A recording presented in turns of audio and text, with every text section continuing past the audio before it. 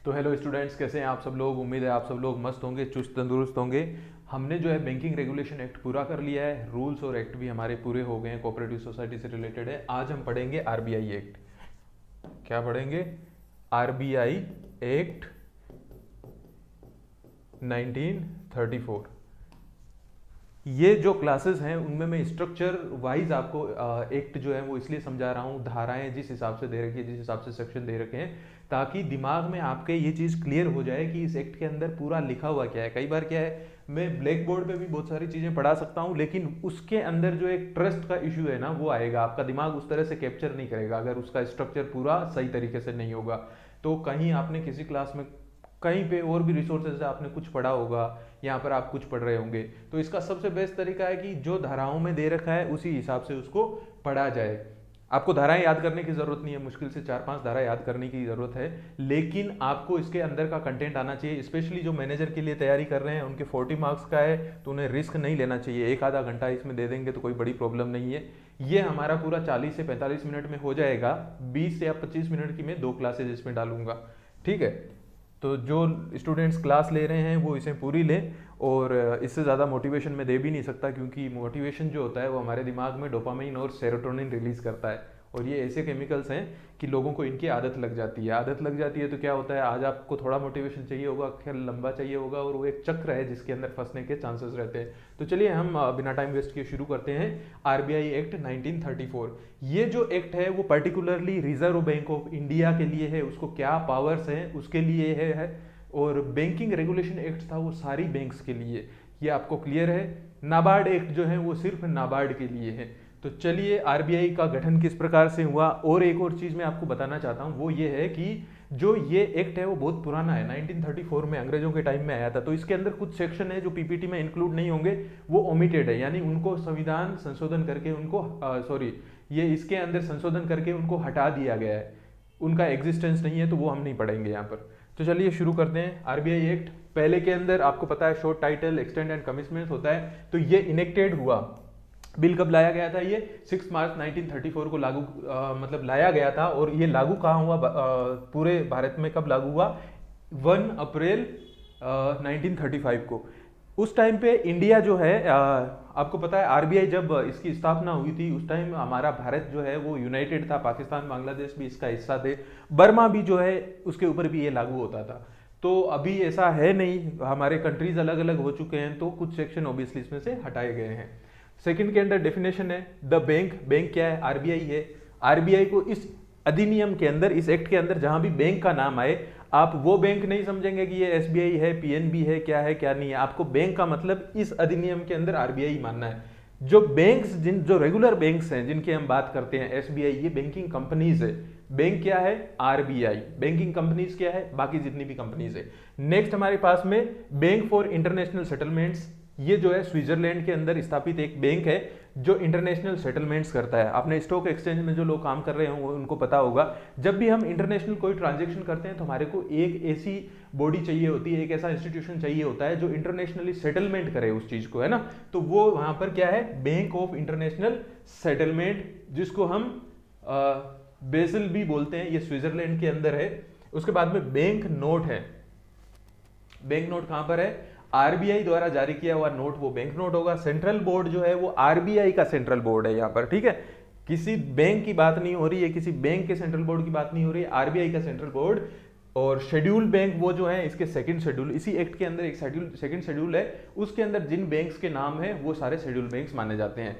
इसके बाद में establishment and incorporation of reserve bank, इसकी स्थापना और निगमन कैसे हुआ? तो बैंक जो है रिजर्व बैंक के नाम से जो है इसको स्थापित किया गया।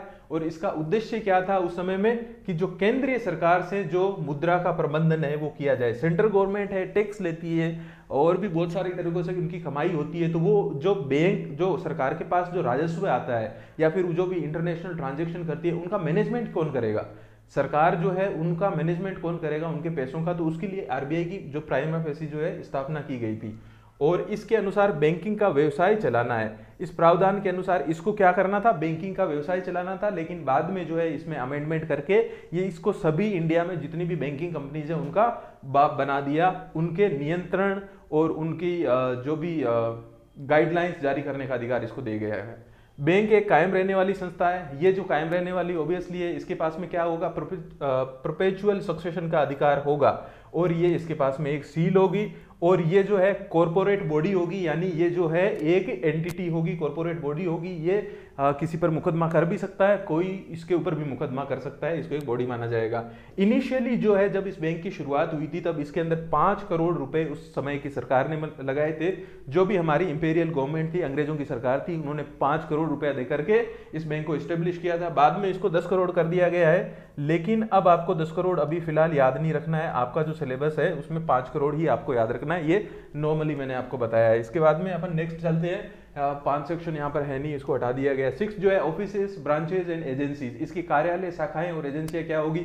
जब ये बना था तब इसकी मुंबई, कोलकाता, दिल्ली और चेन्नई में इसका जो है कार्यालय सेंट्रल गवर्नमेंट की अनुमति से जो है खोला गया था, और इसके बाद में अभी ये जो है अन्य स्थानों पर अपनी ब्रांचेज या एजेंसियां स्थापित कर सकता है, लेकिन केंद्रीय सरकार यानी सेंट्रल गवर्नमेंट की परमिशन लेनी पड़ेगी। फिलहाल इसके 4 हेड ऑफिसेज हैं, which is in Mumbai, Kolkata, Delhi and Chennai. And if RBI wants to open a branch anywhere in India, he must take permission from central government, ये आपको याद रखना है। 7 इज मैनेजमेंट। अब इसका मैनेजमेंट कैसे होगा। सेंट्रल गवर्नमेंट जो है समय समय पर बैंक को सार्वजनिक हित में दिशा निर्देश जारी देगी। जो भी सेंट्रल गवर्नमेंट अपने सजेशंस देगी, जो सार्वजनिक हित के अंदर गाइडलाइंस जारी करेगी, वो कैसे करेगी। जो मौद्रिक नीति या मुद्रा या फिर फाइनेंशियल सिचुएशंस जो हैं उनके ऊपर जो भी केंद्र सरकार जो है गाइडलाइंस जारी करेगी, वो पहले गवर्नर से परामर्श किया जाएगा, उसके बाद में उसे जारी किया जाएगा। आरबीआई की गवर्नर को यहां पर लूप में लेना जरूरी है। इसके अलावा किसी भी दिशा निर्देश के अधीन बैंक के मामले और व्यापार का सामान्य पर्यवेक्षण और संचालन केंद्रीय बोर्ड ऑफ डायरेक्टर्स को सौंपा जाएगा। इसके पास में आरबीआई के पास में क्या होगा, एक सेंट्रल बोर्ड होगा, सेंट्रल बोर्ड, और ये सेंट्रल बोर्ड है, इसकी जिम्मेदारी होगी आरबीआई को चलाना। इसके जो भी डिसीजन लिए जाएंगे वो सेंट्रल बोर्ड के द्वारा लिए जाएंगे। ये सारे सेंट्रल बोर्ड है, सभी अधिकारों का प्रयोग कर सकता है और सभी कार्यों को करने की सेंट्रल बोर्ड को यहाँ पर अनुमति दी गई है।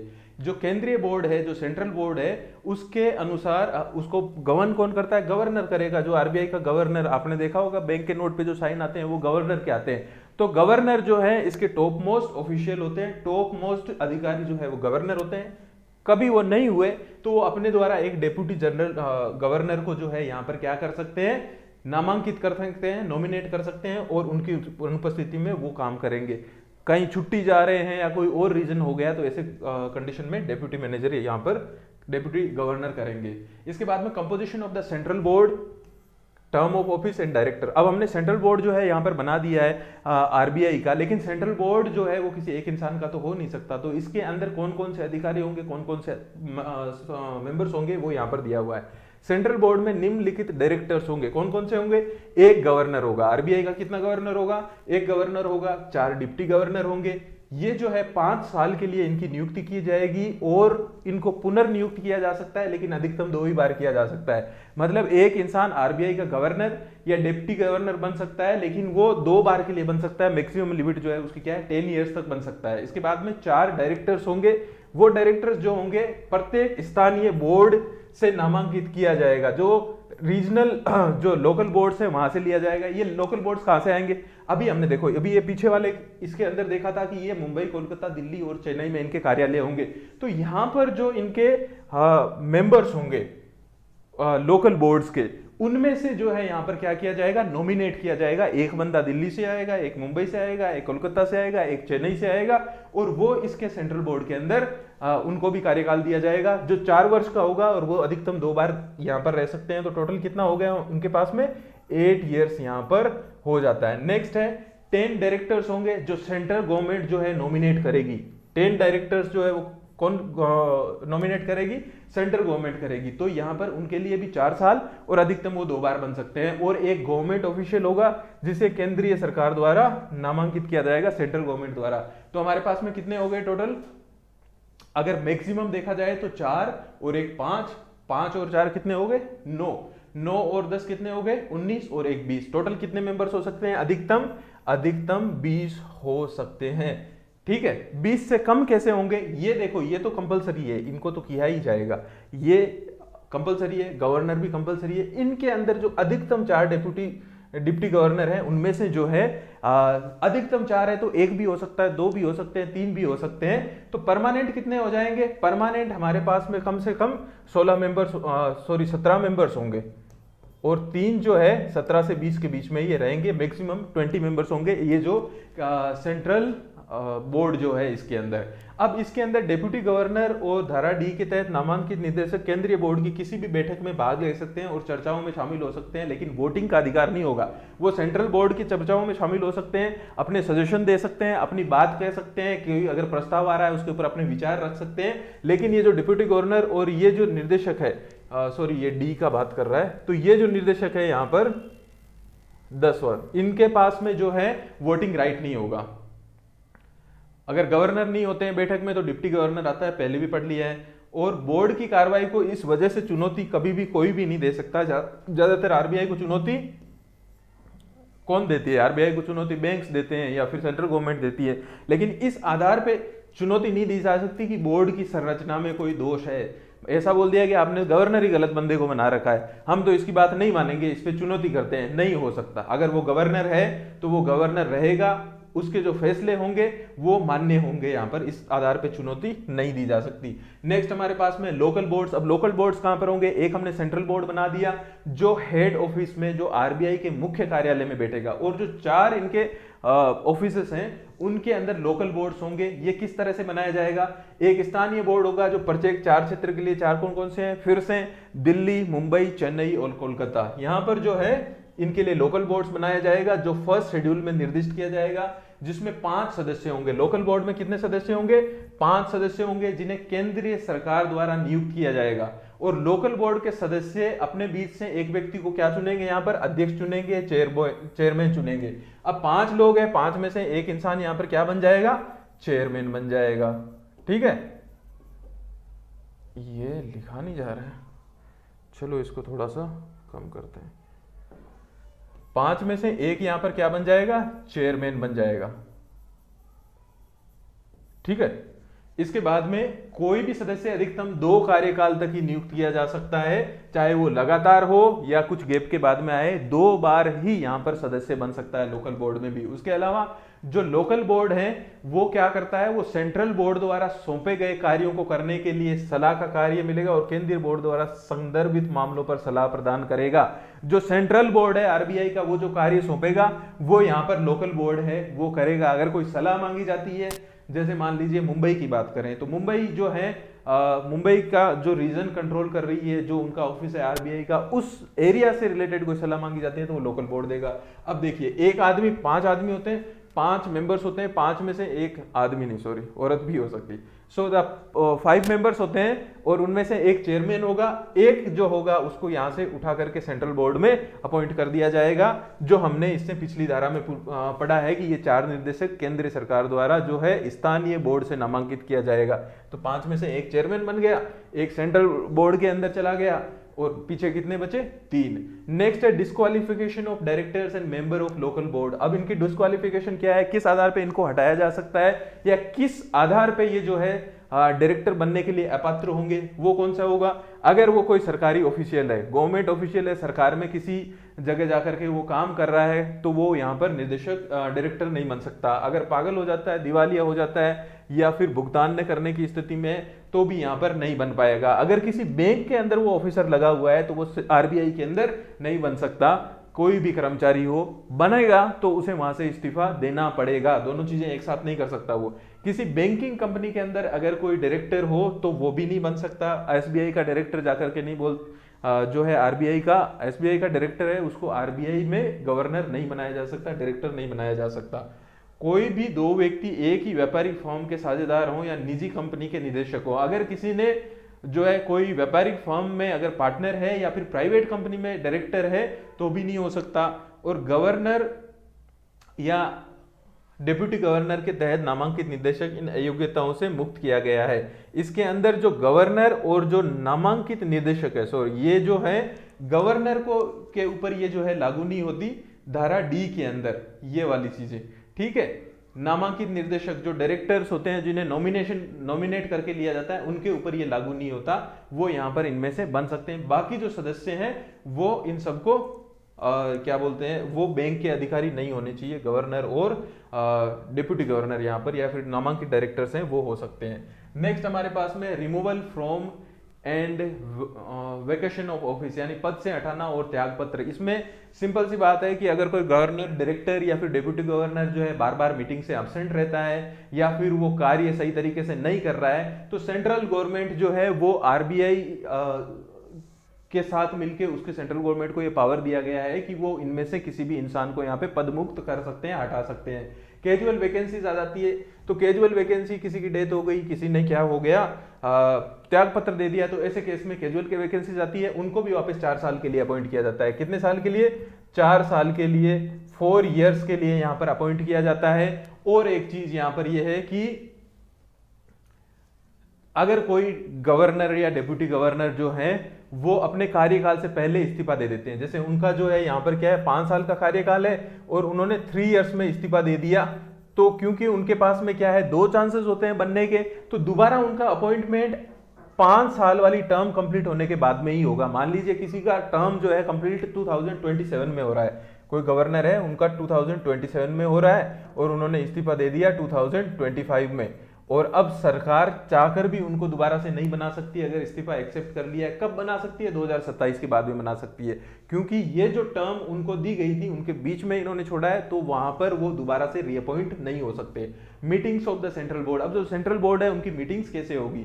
सेंट्रल बोर्ड जो है वो गवर्नर जो है साल में कम से कम 6 बार, साल में कम से कम कितनी बार? 6 बार, और प्रत्येक तिमाही में 1 बार आयोजित की जाएगी। 2 कंडीशन है, देखिए 3 महीने में 1 मीटिंग तो होना कंपलसरी है, 3 महीने में 1 कंपलसरी है और साल में 6 होना कंपलसरी है। इसका मतलब किसी 2 तिमाही के अंदर 2 बार होगी, तो टोटल कितनी हो जाएगी? 6 हो जाएगी। ये कम से कम है, इससे ज्यादा भी हो सकती है, 6 हो सकती है, 12 हो सकती है, 25 हो सकती है, ये कम से कम है, इतना तो आपको करना ही है। जो 4 डायरेक्टर्स हैं वो गवर्नर से किसी समय केंद्रीय बोर्ड की मीटिंग बुलाने के लिए रिक्वेस्ट कर सकते हैं। सेंट्रल बोर्ड की जो है यहाँ पर मीटिंग बुलाने के लिए जो 4 डायरेक्टर्स जो होते हैं लोकल बोर्ड्स के, वो यहाँ पर आवेदन कर सकते हैं और गवर्नर जो है उसे तुरंत क्या कराएगा? इसको आयोजित कराएगा। गवर्नर यदि अब्सेंट है तो इसकी जिम्मेदारी कौन लेगा? डेप्यूटी गवर्नर यहाँ पर लेगा, या फिर जो ऑथराइज किया हुआ हो, और वही बैठक की अध्यक्षता करेगा। यदि वोटों की समानता होती है, मान लीजिए किसी डिसीजन पे वोट समान आ जाते हैं, तो वो कास्टिंग वोट देगा। कौन देगा? या तो गवर्नर देगा, गवर्नर नहीं है और अध्यक्षता अगर डिप्टी गवर्नर कर रहा है तो डिप्टी गवर्नर भी यहाँ पर ये जो है कास्टिंग वोट डालेगा। उसके बाद में बिजनेसेस विच बैंक में ट्रांजेस, अब ये जो आरबीआई जो है वो कौन कौन से बिजनेस कर सकता है? आरबीआई का देखिए बनने का जो मेन मकसद है ना वो क्या था, क्यों बनाया गया था? इसलिए बनाया गया था कि सेंट्रल गवर्नमेंट का जो पैसे और लेन देन है, जो उनके पास राजस्व आता है, जो उनके पास पैसा आता है, उसको मैनेज करना। तो सबसे पहला काम तो यही है कि सेंट्रल गवर्नमेंट से जो है पैसा स्वीकार करता है और उनके लिए पैसा एकत्रित करता है। लेकिन सेंट्रल गवर्नमेंट आरबीआई से कभी भी, आरबीआई के पास जो पैसा रखा हुआ है उस पर ब्याज नहीं मांग सकती, आरबीआई ब्याज नहीं देता है, ये आपको ध्यान रखना है। आरबीआई बैंक्स को ब्याज देता है क्या? जो उनके पास से रिजर्व रखे जाते हैं उनको भी आरबीआई यहां पर ब्याज नहीं देता है, ठीक है, ये भी आपको याद रखना है। बैंक और अन्य व्यक्तियों से लिक्विडिटी प्रदान, आरबीआई को क्या बोला जाता है? बैंकों का बैंक बोला जाता है, बैंक ऑफ बैंक्स। और अन्य व्यक्तियों से लिक्विडिटी प्रबंधन के लिए ब्याज सहित जमा और स्वीकार करने की अनुमति होगी, जैसा कि केंद्रीय बोर्ड द्वारा अनुमोदित किया गया है। केंद्रीय बोर्ड अगर अनुमोदित करता है तो ये अन्य संस्थानों से जो है क्या कर सकता है? लिक्विडिटी मैनेजमेंट के लिए ब्याज सहित डिपॉजिट स्वीकार कर सकता है।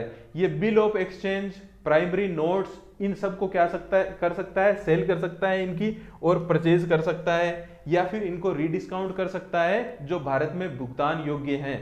और ये जो है जितने भी वाणिज्यिक या व्यापारिक लेन देन से उत्पन्न हुए हैं उन सब का यहाँ पर ये जो है मैनेजमेंट कर सकता है। इसके अलावा कोई किसी तरह का किसी कंपनी के शेयर में ये इन्वेस्ट नहीं कर सकता, किसी बैंक के शेयर्स यहाँ पर नहीं रख सकता, ये सब चीजें जो है वो नहीं कर सकता बैंक, ये आरबीआई जो है। नेक्स्ट हमारे पास में है पावर ऑफ डायरेक्ट डिस्काउंट। ये प्रत्यक्ष छूट देने का अधिकार भी आरबीआई को दिया हुआ है। कैसे? अगर रिजर्व बैंक को लगता है कि भारत का व्यापार है या फिर जैसे ट्रेड है या कॉमर्स है या फिर इंडस्ट्रीज है या फिर एग्रीकल्चरल है, इनके हितों के अंदर क्रेडिट को नियंत्रित करना आवश्यक है, तो वो क्या कर सकता है? बिल ऑफ एक्सचेंज या फिर जो है प्रोमाइजरी जो नोट्स होते हैं उनको परचेज भी कर सकता है या सेल कर सकता है या डिस्काउंट कर सकता है, अगर वो अनुमोदित नहीं है। अगर अनुमोदित नहीं है बैंक द्वारा अनुमोदित क्या चीजें होती है? जो बैंक के नोट्स होते हैं वो होते हैं, सिक्के होते हैं, वो होते हैं। लेकिन अगर उनको लगता है कि क्रेडिट को नियंत्रित करना जरूरी है, तो वो ये सब बिल ऑफ एक्सचेंज जो है उनको खरीद या बेच सकता है। कोऑपरेटिव बैंक है, अगर वो अनुशंसा करता है, कौन सा cooperative bank? State cooperative bank अनुशंसा करता है कि पर्टिकुलर सोसाइटी को या पर्टिकुलर बैंक को, कोऑपरेटिव सोसाइटी को लोन या एडवांस देना है निश्चित अवधि के लिए, तो वो 90 दिनों तक इनको क्या करवा सकता है? लोन प्रोवाइड करवा सकता है या एडवांस दे सकता है। ये भी पावर दी गई है। अब कौन कौन से व्यापार है वो जो नहीं कर सकता?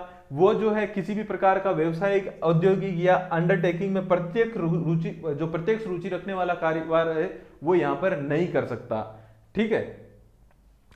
दूसरा, किसी भी बैंक के जो है शेयर बेचने, खरीदने या फिर मूवेबल इनमूवेबल प्रॉपर्टीज जो है उनको रखना या फिर मॉर्टगेज रखना, गिरवी रखना, लोन देना, ये सब चीजें जो है वो बैंक नहीं कर सकता।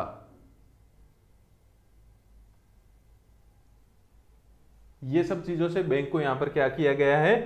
मना किया गया है हमारे पास में सेक्शन 19 के अंदर। तो बैंक्स का, आरबीआई का हमारा प्राइमरी काम क्या हो गया? ये जो बैंक से रिलेटेड और गवर्नमेंट से रिलेटेड जो चीजें हैं वही करता है। Obligation of the bank to transact government businesses, bank का सरकारी व्यापार करने का दायित्व है। ये तो इसका काम ही है, सरकारी व्यापार करने के लिए, सेंट्रल गवर्नमेंट का सरकारी व्यापार करने के लिए ही इसको बनाया गया है। तो उसको यहाँ पर दायित्व बना दिया गया है। क्या बना दिया गया है? यहाँ पर ऑब्लिगेशन दे दिया गया है, उसको ऑब्लिगेशन बना दिया गया है। तो ये जो रिजर्व बैंक है वो सेंट्रल गवर्नमेंट के खाते हैं, उसके अंदर क्या है? मनी जो है क्या करेगा? स्वीकार करेगा और भुगतान करने का दायित्व निभाएगा। सेंट्रल गवर्नमेंट है, उसके अकाउंट में जो पैसा आ रहा है उसको कौन मैनेज करेगा? आरबीआई करेगा। सेंट्रल गवर्नमेंट को किसी को पे करना है तो वो कौन करेगा? आरबीआई पे करेगा। ठीक है। और ये किसके अकाउंट में जाएगा? सेंट्रल गवर्नमेंट के अकाउंट में जाएगा। सेंट्रल गवर्नमेंट का अकाउंट आरबीआई मैनेज करेगा। ये जो है बैंक विनियम, रेमिटेंस और अन्य बैंकिंग संचालन जिसमें सार्वजनिक ऋण का प्रबंधन भी शामिल है, पूरा करेगा। ये क्या करेगा? बैंक्स के बीच में एक्सचेंज करेगा, रेमिटेंस करवाएगा और जितने भी बैंकिंग ऑपरेशंस हैं जिसके अंदर पब्लिक डेट भी शामिल है उनका मैनेजमेंट करेगा, प्रबंधन करेगा। बैंकों को ये गाइडलाइंस देगा कि आपको लोन से रिलेटेड क्या गाइडलाइंस है, आपको जो भी उनके पास में रिजर्व फंड रखे होते हैं उनसे रिलेटेड क्या गाइडलाइंस है, ये सब जो है आरबीआई करेगा। नेक्स्ट हमारे पास में है bank to have the right to transact government businesses in India. Bharat में सरकारी व्यापार करने का बैंक का अधिकार। ये सेम चीज है, इसको ऑब्लिगेशन भी बना दिया गया है, यहां पर उसको अधिकार भी बना दिया। एक तरह तो आपको बोला है कि ये आपका दायित्व है और दूसरी तरफ उसको जो है पावर दी गई है। देखिए दो अलग अलग चीजें हैं ना। एक तो आपको बोला जाए कि आपको जाकर के फला इंसान की दुकान पर बैठना है, ये आपका दायित्व है। दूसरा आपको पावर भी दी जाए कि आप पावर के साथ वहां पर जाकर के बैठ सकते हैं। तो वो पावर किस में दी गई है? 21st में दी गई है। सेंट्रल गवर्नमेंट के जितने भी मॉनेटरी ट्रांजैक्शंस होते हैं, जितने भी रिमिटेंस होते हैं, जितने भी एक्सचेंजेस होते हैं और बैंकिंग लेन देन होते हैं, उसके लिए सेंट्रल गवर्नमेंट किसको अधिकृत करेगी? आरबीआई को अधिकृत करेगी। इसके लिए इसके जितने भी सेंट्रल गवर्नमेंट अपने कैश बैलेंस को है वो रिजर्व बैंक में जमा करेगी। जितना भी सेंट्रल गवर्नमेंट के पास कैश बैलेंस है वो कहां जाएगा? आरबीआई में जाएगा। अगर कोई सेंट्रल गवर्नमेंट किसी और इंटरनेशनल संस्था से लोन ले रही है या फिर कुछ भी कहीं से भी आ रहा है तो वो पैसा कहां जाएगा? आरबीआई के पास में जाएगा। अगर बैंक के पास कोई शाखा नहीं है तो केंद्र सरकार को अन्य स्थानों पर अपने लेन देन करने की अनुमति होगी। अब बैंक ऐसी जगह मान लीजिए गवर्नमेंट ऐसी जगह ट्रांजैक्शन करना चाह रही है जहां पर आरबीआई की शाखा नहीं है, तो वो किसी अन्य बैंक को जाकर के उसके लिए अपॉइंट कर सकते हैं, किसी अन्य बैंक के थ्रू जो है वो वहां पर ट्रांजैक्शन कर सकते हैं। बट जनरली इंडिया में ऐसा नहीं होता है। इंडिया के अंदर तो जो सेंट्रल आरबीआई जो है वो उसकी 4 हेड ऑफिसेज हैं और उसके अलावा अगर ये चाहें तो अपनी ब्रांच खोल सकती है केंद्रीय जो सेंट्रल गवर्नमेंट की परमिशन के साथ में। तो जनरली सेंट्रल गवर्नमेंट से रिलेटेड जितने भी वर्क होते हैं, जितने भी फाइनेंशियल ट्रांजैक्शन होते हैं, वो आरबीआई ही करती है। केंद्रीय सरकार जो है वो आरबीआई को सार्वजनिक ऋण के प्रबंधन और नए ऋणों के इश्यूज की जिम्मेदारी सौंपेगी। यहां पर जो है सार्वजनिक जो पब्लिक लोन्स हैं उनको कैसे मैनेज किया जाए और नए लोन्स जो हैं वो इश्यू कैसे किया जाए, इसकी जिम्मेदारी भी कौन सौंपेगी? आरबीआई सौंपेगी। अगर सेंट्रल गवर्नमेंट से कोई लोन ले रहा है, सेंट्रल गवर्नमेंट भी लोन देती है, स्टेट गवर्नमेंट्स को देती है और बहुत सारी संस्थाओं को देती है, तो उसको मैनेज कौन करेगा? उसको भी आरबीआई करेगा। यदि सेंट्रल गवर्नमेंट और रिजर्व बैंक के बीच में शर्तों पर सहमति नहीं बनती है तो यहां पर जो है अंतिम प्राधिकार किसका होगा? यहां पर केंद्रीय सरकार या सेंट्रल गवर्नमेंट का होगा। अगर कहीं पे दोनों में तालमेल नहीं बैठता है तो जो सेंट्रल गवर्नमेंट कहेगी आरबीआई को वो करना पड़ेगा। उसके बाद में क्या है, कोई भी समझौता जो इस खंड के अंतर्गत किया जाता है उसे पार्लियामेंट में लाया जाएगा, उसको पार्लियामेंट में यहां पर लाया जाएगा। नेक्स्ट 21st है, 21st में है, 21st ए में है, bank to transact government businesses of state on agreement. राज्य सरकारों के साथ ये व्यापार करने का जो समझौता है वो 21st ए में आता है। जनरली क्या होता है, हमारी जो स्टेट गवर्नमेंट्स होती है उनके जो अकाउंट्स, उनके जो फंड्स जो हैं वो कोऑपरेटिव बैंक्स में, स्टेट कोऑपरेटिव बैंक्स होते हैं उनके पास में रखे जाते हैं, या स्टेट गवर्नमेंट जहां चाहे उनके पास आजादी है वो जाकर के क्या कर सकते हैं, अपना अकाउंट खुलवा करके वहां पर जो है अपने पैसों का लेन देन कर सकते हैं जैसा उनको उचित लगे। लेकिन वो चाहते हैं, अगर कोई स्टेट चाहता है कि मेरे सारे ट्रांजेक्शन है आरबीआई करे, मेरे सारे ट्रांजेक्शन, लेन देन, पैसे, इन सब का हिसाब किताब, मेरा खाता आरबीआई में खोला जाए, तो वो आरबीआई से रिक्वेस्ट कर सकता है। और ऐसे केस में अगर कोई स्टेट रिक्वेस्ट करता है तो उसे पार्लियामेंट के समक्ष प्रस्तुत किया जाएगा और वहां से अगर वो पास हो जाता है तो फिर आरबीआई को उस स्टेट का बैंक भी घोषित किया जा सकता है। नेक्स्ट है right to issue bank note. Bank note जारी करने का आरबीआई के पास में क्या है? अधिकार है, आरबीआई ही बैंक नोट जारी करेगा। और दूसरा, जब बैंक को अधिकार दिया गया है तो इस सेक्शन के अंदर यह मना भी किया गया है कि आरबीआई के अलावा इस देश के अंदर कोई भी नोट जारी नहीं कर सकता। देखिए, कानून है वो एक ऐसी चीज है ना, कानून में अगर लिखा हुआ नहीं है तो लोग कुछ भी तरीके से जुगाड़ कर सकते हैं, इसलिए उनको लिखना जरूरी है कि आरबीआई को ही राइट दिया गया है। अगर ये यहाँ पर मेंशन नहीं हो और किसी को पता लगे, मतलब किसी की इच्छा हो जाए वो घर पे नोट छाप ले, तो मुश्किल हो जाएगी। इसलिए यहाँ पर इनको ही अधिकार दिया गया है और बाकी लोगों को यहाँ पे पेनल्टी भी इस सेक्शन में लगाई गई है। अगर वो ऐसा करते हैं तो ये एक ऑफेंस माना जाएगा। अब आरबीआई के पास में एक इशू डिपार्टमेंट होगा जो क्या करेगा, यहाँ पर इशू डिपार्टमेंट होगा जो बैंक नोट्स जारी करेगा। ये विभाग बैंकिंग विभाग से पूरी तरह अलग होगा। ऐसा नहीं है कि जो बैंकिंग विभाग है वो जाकर के बार बार उनके काम के अंदर अड़ंगा लगा रहा है, नहीं। जो इशू डिपार्टमेंट है वो बिल्कुल अलग होगा, बैंकिंग डिपार्टमेंट अलग होगा। जो आरबीआई का इशू डिपार्टमेंट है वो नोट्स को कैसे जारी करेगा? वो नोट्स को ऐसे जारी करेगा कि जो स्वीकृत धातु या सिक्कों के बदले में जारी करेगा, जैसा कि इस कानून में निर्धारित है। इस कानून के अंदर जो निर्धारित, आगे हम और पढ़ेंगे कि किन किन चीजों के बदले में वो नोट्स जारी कर सकता है। जैसा कि आपको पता है आरबीआई जो है वो इंडिया में क्या जारी करता है? नोट्स जारी करता है। लेकिन सिक्के कौन जारी करती है? सिक्के हैं जो सेंट्रल गवर्नमेंट जारी करती है। आरबीआई के पास जितना धन होता है उतने नोट्स वो जारी करता है और सिक्कों की जिम्मेदारी जो है वो किसके पास में? सेंट्रल गवर्नमेंट के पास में। सेंट्रल गवर्नमेंट जो है वो सिक्के बनाती है, लेकिन सिक्कों का अगेन जो वितरण होता है, जो मार्केट में दिया जाता है, वो भी आरबीआई के थ्रू ही होता है। तो ये आपको ध्यान रखना है। तो चलिए आज हम इतना ही इस क्लास के अंदर लेंगे। 25-26 मिनट की क्लास हो चुकी है। इसके बाद में जो नेक्स्ट है वो हम नेक्स्ट क्लास में ले लेंगे, इससे थोड़ा कम ही बचा होगा। जिन लोगों को आप इस क्लास को पूरा देखिए, नोट्स अगर आप खुद से बना रहे हैं बहुत अच्छा है, नहीं बना रहे हैं, आपको लेना है तो आप चैनल के अबाउट सेक्शन में जाकर के वहां पर एक टेलीग्राम लिंक दिया हुआ है, वहां पर जाकर के आप मुझे मैसेज कर सकते हैं टेलीग्राम पे। आपको जो नोट्स का जो ग्रुप है उसके अंदर ऐड कर दिया जाएगा। आज की क्लास यहीं पे समाप्त होती है। धन्यवाद, कल हम फिर मिलेंगे।